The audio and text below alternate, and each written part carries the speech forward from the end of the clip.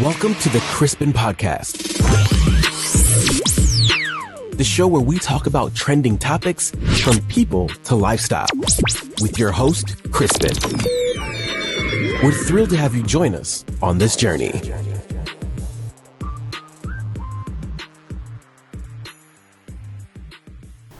Hello everyone, it's your boy Crispin, and it's another beautiful episode of Crispin's podcast. You can call it Crispin's 360 basic because everything is there anyway. So today's episode is not actually the typical Crispin's podcast series or experience. And this is more like in person, like personal, and when I say personal, it's like a series or an act. So this is act 1.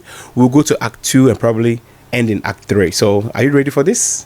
All right, let's jump right into it. But of course, before I start today's episode, if you haven't subscribed to my channel, please subscribe, like, and share. Like I told you guys all the time, if you cannot watch us, you can always listen to us on Spotify. What are you waiting for? Let's jump into today's episode. So, where do I even start from? I mean, listen, see, everybody talks about life. I want to do this. I want to move from my country, go to different country and live my life. But nobody talks about the struggles, the difficulties that a foreigner goes through. Let me just call it an immigrant, So I want to use my story to just educate people on a lot of things that I wish I knew. Like now that I'm sitting here talking to you guys, I wish I knew a lot of things that I didn't know back then. So listen, after I finished high school, I had some kind of failure in my grades, and I wanted to go and resit basically, and then rewrite some of the exams. But I'm like, you know what? With my current grades, is actually I can listen. When I finished high school, I had a chance to. In fact, my grades could take me to a polytechnic. I wanted to go to university and all that, but that was the initial plan anyway. So after high school, all my friends were like my classmates were like, oh, I'm in this school, this tertiary. I'm like, you know what? I want to go into media. I mean, everybody who knows me, that when I was a child, I've always wanted to go into media, journalism, So after high school, I knew this is what I wanted to do, but where do I start from? And in Africa, probably it's around the world. It's not just in Africa. We call something nepotism. It's who you know, and obviously I don't know anybody, then, So it was like, oh, what can I do? So I remember I went to my dad, and my dad was like, so what's up? After high school, what's the next level? I'm like, I want to go into media school. Like, media school? What about university and college? It was like a back and front at the house for a while, basically. But of course, my mom was the one who was like pushing my dad. No, let him do what he wants to do, So eventually I found a school, and my dad had to pay the fees, which I was even surprised that he paid, because my dad is one person that he's uneducated, basically, but he's one person that he's willing to push his kids to the end of the world in terms of education. That's my dad for you, May he so rest in peace, actually. So yes, I went to this media school, and of course, I'm like, okay, I'm done. What do I want to do? I happen to be like just any other kid on the street who just finished high school. You are confused. You don't know which career path to take and all that, So I was also confused like everyone, actually. So even though I wanted to do media, after the school, I didn't know how to get a job, who to go to. I didn't know these things, So I'm like, you know what can I do? Then at that point, I think traveling started coming into my mind. Like, why don't I go overseas? Because anybody who knows me also that ever since I was a child, I'm like, I'm going to live abroad one day. Like, I've always had that dream that I was going to. So me traveling to abroad, people were not really surprised because they knew that that's what I always wanted to do, And so what happened? So the first chance I got was to go to Turkey, And initially, when I was going to Turkey, it wasn't to go and stay there. It was more like an explore, like an adventure experience in traveling, You know how we always say you make plans and God just laughs? Yes, I'm a victim of that, So I made plans basically, and I like to, to go there to just tour and come back. And I ended up getting a job there. I mean, look, the truth is, it was like a love interest, actually. So I got there, I fell in love, and I'm like, I'm going to stay in Turkey, And I'm like, okay, now you're in Turkey. And remember, Turkey is not an English-speaking country, okay? They speak Turkish, but of course, English is like, then, those days, English was like very little, yeah. I mean, for survival, yes, but it wasn't really like a big deal. You can only speak English. I mean, people who speak English were the ones that were living in Istanbul, but outside Istanbul, it was a little bit difficult. Of course, the touristic areas like Bodrum, Antalya, what's the other one? Fethiye. Of course, you find people who speak English, but I mean, yeah. Anyway, so yes, I went to Turkey, and I'm like, what can I do in Turkey, And as a foreigner, I'd be black in a foreign country. I knew nobody. I knew only one person, which is my love interest. And of course, it was difficult for me basically because to be in a foreign country. See, today I have a tough skin. I can stay anywhere in the world right now. But that time, Like, I didn't think I could do it. So you know what I used to do?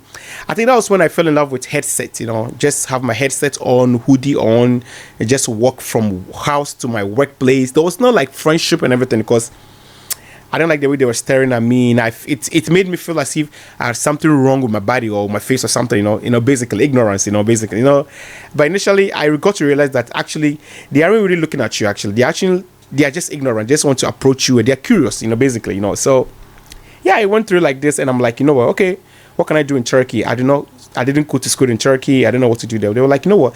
You can actually teach English in Turkey. I'm like, wow. So I'm like, wow. So that's where it comes to exploring. Very, very, very important. People really have to explore. So I went to Turkey as an immigrant, and I'm of course, okay, I want to teach English because that's what my ex was doing actually. So I'm like, you know what, I want to try that. But the thing is, look, the truth is, we from the Anglophone countries, like the English-speaking countries in Africa, for instance, we speak English, but we can't teach grammar. There is a big difference between speaking English and teaching grammar. Very, very vast. Like, I didn't even know this because I'm like, okay, like for instance, back then, if you ask what is the past tense, I don't know how to explain to you, but I used it because I was born into the English culture, So yes, and I had to go to school, and in fact, I went to the job without even knowing what I was doing. I could teach, and I'm very fluent, obviously, as you can see. I wouldn't call myself a native English speaker, but I can understand myself very well, So I went to the school, I didn't know what I was doing. I'm like, you know what? So I think 2 or 3 days before my interview for the first time, there was like a friend that I knew was like, Chris, you know what? I can teach you some tricks or some tips before getting a job in Turkey. I say English teaching is like, yeah. So we went into like his lessons.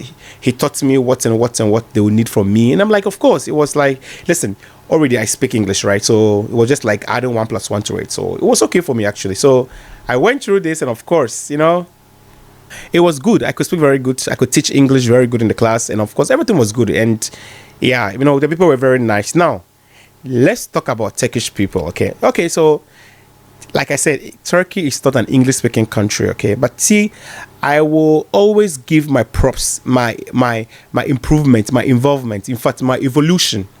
It all started in Turkey. Turkey actually gave me a lot of life lessons about friendships, about people, how to deal with people. Like, it really opened my eyes because in my mind, from Ghana, I thought everybody was the same. No, but no.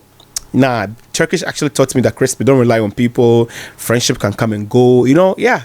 So it was like an eye-opener country for me, and I'll always have Turkey at the bottom of my heart because it really taught me a lot of things, trust me. So anyway, back to what I was saying. I'm in Turkey, I'm teaching English, and of course, like I said, a black person in the white community, you walk around, everybody stares at you, It was like crazy. It was so stressful for me sometimes. Sometimes I don't even want to go out because the moment you step out, even when you're in the bars, in the train, the trams, they look at you, they stare at you, Sometimes it was very overwhelming, Let me just say it that way.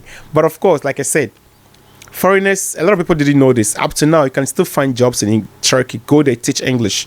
And of course, so whilst I was teaching English, I started making friends with my colleagues, So we started hanging out, My parents would call me, my family would call me back in Ghana. Chris, how are you? I'm like, yeah, I'm fine. But trust me, it was a lot of, like, I cried a lot of times, but nobody knew because I wasn't showing that side after but after 2 months or 3 months, actually getting used to the country now, I could go out on my own, go to the shops, and I became like a celebrity in my community actually. And no offense, but in Turkey, when you speak English, you're kind of being put on a pedestal. Everybody wants to, know you, be friends because you speak English, in Turkey it's like that. Now I don't know, but back then it was like that. And Turkey was actually an eye-opener for me. It was very nice. And of course, like I said, after 3 or 4 months, I was used to the country now. I was traveling outside Istanbul, going on trips to Antalya, to Kemer, to Fethiye, Bodrum, just for vacations. Because Turkey people, they don't really like traveling outside the country. Look, let's face the fact, they have everything. They have everything. So they don't really like going out. Outside Turkey. So it was a very fun place for me. The people were very nice. My neighbors were very nice.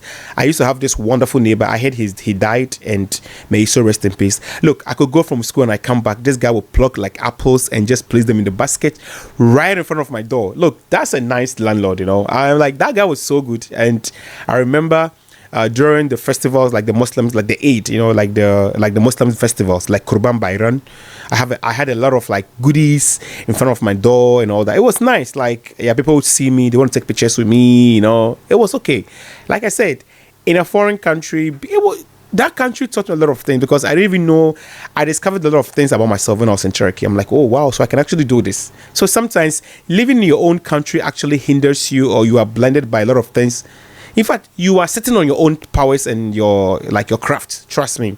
I always tell my friends that if I was still to be living in Ghana, trust me, most of my hidden talents, I wouldn't have discovered it like this. This I wouldn't have known I had it if I was still in Ghana, So sometimes traveling is good. I mean, traveling sea, So yes, living in Turkey was actually an eye opener for me, and I don't want to sit here and say it's not a good country. It's a good country. I'm just mind your business, basically. When you go to a new country, like we always say, when you go to Rome, do what the Romans do, right? So mind your business, respect the culture, respect the people, Yeah. Your please, your thank yous, and then your no's and sorry should be very important. And like I said, being a teacher in Turkey, my salary was a little bit higher than the local teachers there because I was a foreigner, basically. And of course, I got a lot of friends. I made a lot of friends. I got like free trips, free lunch, free lunch, It was so good. Everybody really likes me. And as I'm speaking to you right now, sometimes I go on my Facebook and some of them, they still send me messages, and I'm still friends with a lot of them on Facebook. Some of them are now mature. They are married with kids, but they still remember me, because I was the black teacher there, And of course, my colleagues were very nice, So Turkey is actually a place to actually go for an adventure. If you want to go and explore, go there and explore. If you want to teach English, I spoke to a friend of mine, Crispin. It's still a lucrative business in Turkey to teach English. And I think I did 1 year in Turkey, and I'm like, you know what? It was time for me to move. But like I said, even though I was a foreigner, my teachers were they were also foreigners, but like from America, Turkey, Uzbekistan, Philippines, Canada, everybody was there actually. Every teacher that I could think of, all the international countries, they were all there teaching English as well. So whilst I was in Turkey, my boss one day came to me, was like, Chris, I think you can teach English, okay, but you need like a certification, like a qualification that will show that, yeah, that's a profession. So what can you do? So I had to take an English speaking course. It's called a TESOL or like a CELTA, So CELTA or a TESOL is basically, it's like a teaching certificate that proves that you can teach English to second language speakers who are not English speakers, basically, So that's what I did. And of course, my salary was a little bit increased, So it was good for me, actually. So yes, from that day, I fell in love with English teaching, and I was like, you know what? I never backed down on that journey. Like I said, whilst I was in Turkey teaching English, I got offers from Dubai, from China, from Vietnam, from Thailand to teach, Cambodia, to teach English. But I turned everything down because Turkey was okay. I was comfortable in Turkey. But, it got to a point where, like, you know what, Crispin, I think I'm done with Turkey. I want to move on to other adventures. And, of course, I left Turkey. And the country that I went to next was, I think it was South Africa.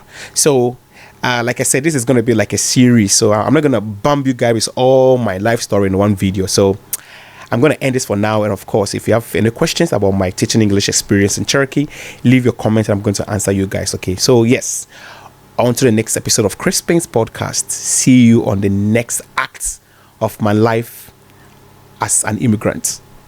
Bye. Thank you for tuning into this episode of the Crispin Podcast. If you enjoyed this episode, please subscribe on Apple Music and Spotify, leave a review, and share it with your friends and family. Your support means the world to us. See you next time.